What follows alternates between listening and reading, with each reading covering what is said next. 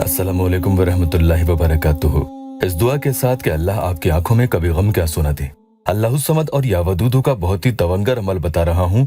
बिना video skip किए पूरा वजीफा देखिएगा, वरना अमल समझ में नहीं आएगा और कामयाबी नहीं मिलेगी।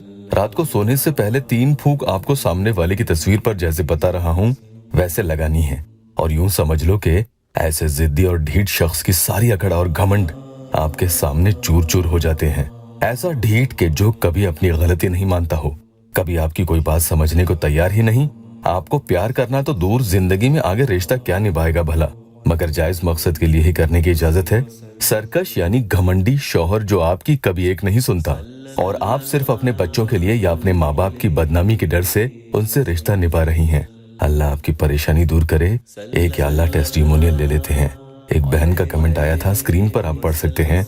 उन्हें या अल्लाह दुआ वज़ाइफ के जरिए अल्हम्दुलिल्लाह फायदा हुआ।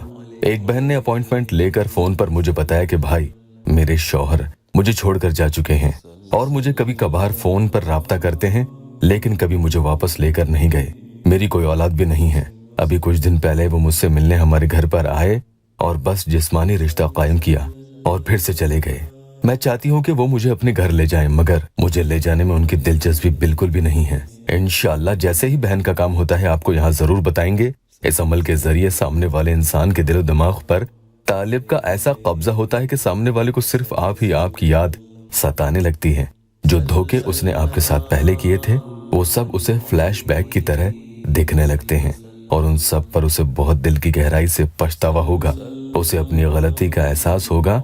और मोहब्बत के रिश्तों में यही तो अहम बात होती है कि कोई अपनी गलती नहीं मानता, और गलती ही मान ले तो रिश्ते फिर सुधर जाते हैं। और आखिर आप भी कब तक उसके आगे झुकती रहेंगी। एक भाई ने तो यहाँ तक बताया कि इमरान भाई वो मुझे इस हद का जलील करती है, कहती है कि तुम कुत्तों की तरह बार बार मेरे पीछे आ जाते हो। भाई मेरा दिल तो करता है कि उसे जवाब दूं, लेकिन उसका भी वो उल्टा मतलब निकाल ना ले, इसलिए मोहब्बत के हाथों मजबूर हो जाता हूँ। बस कैसे भी करके उसका दिल मेरे लिए बदल जाए।